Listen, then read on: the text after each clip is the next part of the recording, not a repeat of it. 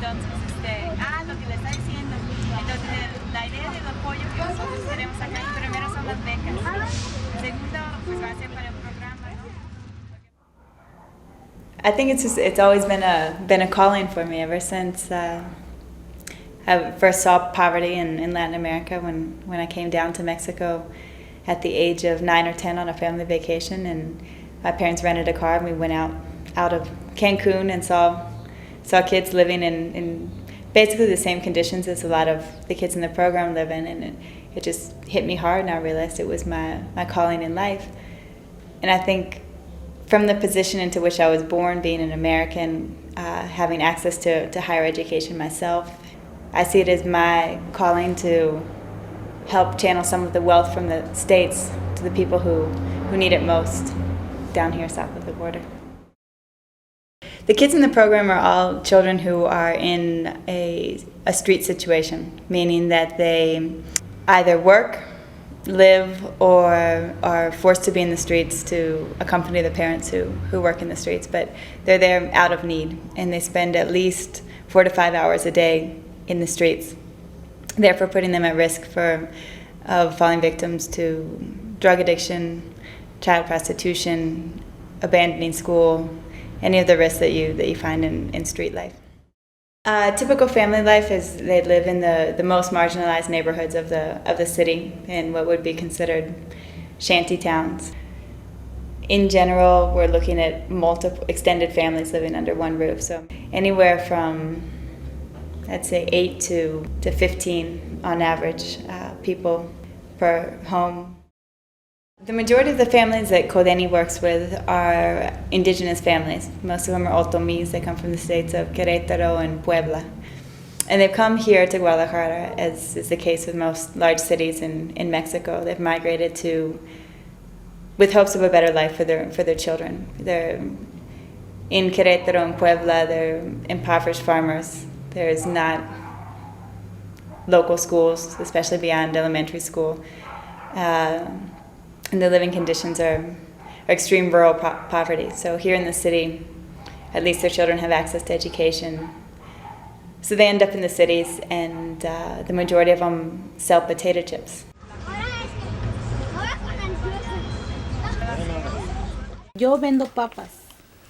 Y ahorita las ventas están... I sell chips, and right now sales are really bad, and I do not want my children to live through the same things that I am experiencing. Mis hijos sean alguien que tengan un trabajo, que no sean... I want my children to be people that have jobs that are not like mine, so that more than anything else, they aren't ignorant. Estamos haciendo todo lo posible para que... My husband and I are doing everything possible so that our children advance. Our children go to school, and we don't allow them to miss school. No los dejo que falten, porque yo en verdad, como yo no tuve estudio, Honestly, I didn't study because I began to work when I was very young. Cuando estaba más chiquita, vendía chicles. When I was very young, I sold things like gum. But now, for example, that I am 7 years old, I've started selling candy with my mom.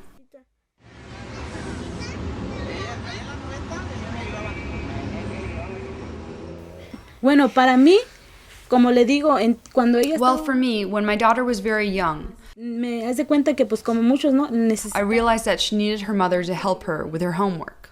Y yo en ese momento pues sí estaba. In that moment, I was... Ay, no, perdón.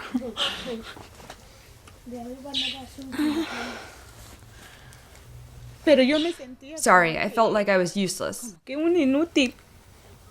Como que yo no... Like I wasn't anybody, and I told my daughter, who needed me to help her with her homework, me necesita para ayudar en la tarea. that I didn't know how.